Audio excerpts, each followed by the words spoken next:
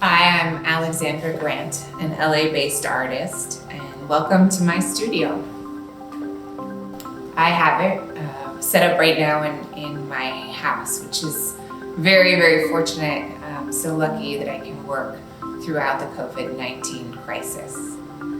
My project for the Orange County Museum of Art has two parts. The first part is a look at my newest large-scale paintings and some sculptural works in neon that will be both inside and outside of the building. The body of work is inspired by the myth of Antigone. I've spent since 2014 exploring themes in Sophocles' myth. I admire her position that she took both in the story and has taken in subsequent generations of philosophers and playwrights and artists.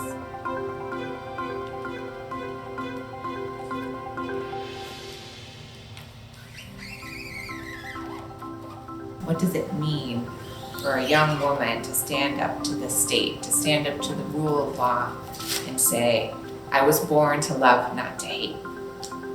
That's a phrase you can see repeated in all my works on paper. This is paper. So you can see it here mirrored down the middle. It says, I was born to love, not to hate. And this is a screen print of a rubbing that I did in the original works, and now I've switched to screen printing. So this is a newer work in the same body. It's a combination of the screen printed elements, pours of paint that take a long time to dry, that are both sort of organic and messy, like the messiness of life. There's some collage elements that I add as well. So that all happens on the floor, and then I move them up onto the wall. And that's when they begin to look like maps or dance steps or maybe traces of an event that could be violent in a natural way, like a volcano exploding over a tilled field. My intention is to show the myth, the idea that Antigone is calling into question the laws of the state and saying that there is a higher law than what the king is offering her, the king Creon, her uncle. The story, if you don't remember, is of a family where two older brothers are supposed to share being kings, and instead they break out into a civil war and both brothers die, and the one who was on the sort of traitor's side is left unburied. And Antigone breaks the law by insisting upon her brother's burial. She is, and this is because it's not a comedy, it's definitely a drama. She's put to death for this act. But what's so inspiring to me and to so many people in generation after generation, I mean, this is a story that's over 2,000 years old, is that there is a young woman, and I think in this day and age, she could be anyone. She could be a group of people, she could be an older man. It doesn't really matter what she looks like, it's just what she does and what her will is. And it's to stand up and say that what the state is doing isn't right, and that more needs to be done for the people. My process is very fluid. I try to paint every day. I believe in accretion rather than rushing, and by that I mean that I try to do a little bit every day, and it's almost like compounded interest. If I deposit a little bit into a painting every day, then it really adds up, and there is no one sole motivator. I often think that paintings are great collaborations with myself. Sometimes I arrive back to the studio and think, who made this? It's almost like a surprise. So I do believe in a methodology that's slow and steady, and then of course deadlines upset all of that, and then rushing to the end. But it really is a process of, again, these paintings, all the different steps, the pours, the screen printing, the drawing of the lines, the collage, everything happens in a specific order. I'm often asked about the intention of my work.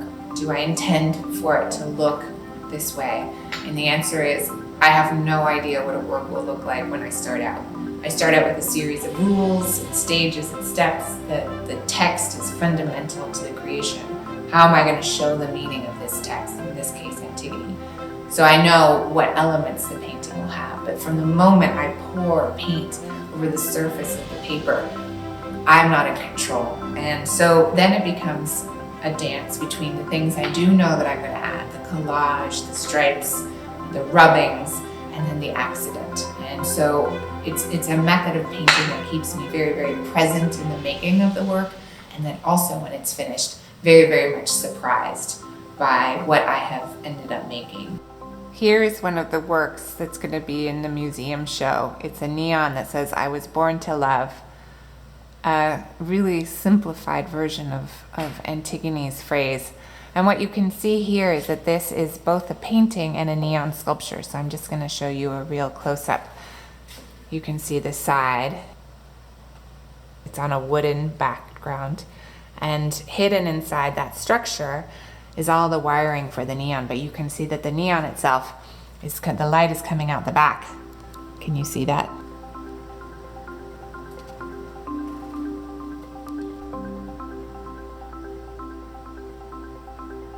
If my painting show is called Telepathy is One Step Further Than Empathy, which will be on the second floor of the Orange County Museum of Art, what's happening in the lobby is very exciting as well. I've been invited to do a Grant Love pop-up shop there. And the Grant Love Project is something that I founded over 10 years ago as a way of giving back and figuring out how as an artist I could be part of building civic society. In the case of the Orange County Museum of Art, the Grant Love Project will feature prints like these, jewelry, hoodies, and other additions that we make. And the profits from the sales of these items will go to a fund that will help diversify the permanent collection. So this is my way of saying, how can I as an artist be part of the solution, a practical solution of how to bring more diversity into the collection so that artists who are women, who are artists of color, artists who are diverse in terms of their sexual and gender orientations, economic backgrounds, can see work that they could make themselves or see themselves in the work that's in the museum. I think it's very important. The statistics are staggering. ArtNet did a report last year where only 11% of the acquisitions in museums, the 26 biggest museums in the United States over the last decade, were of objects made by women artists. 11%. That doesn't adequately represent what women are making in our artistic communities today.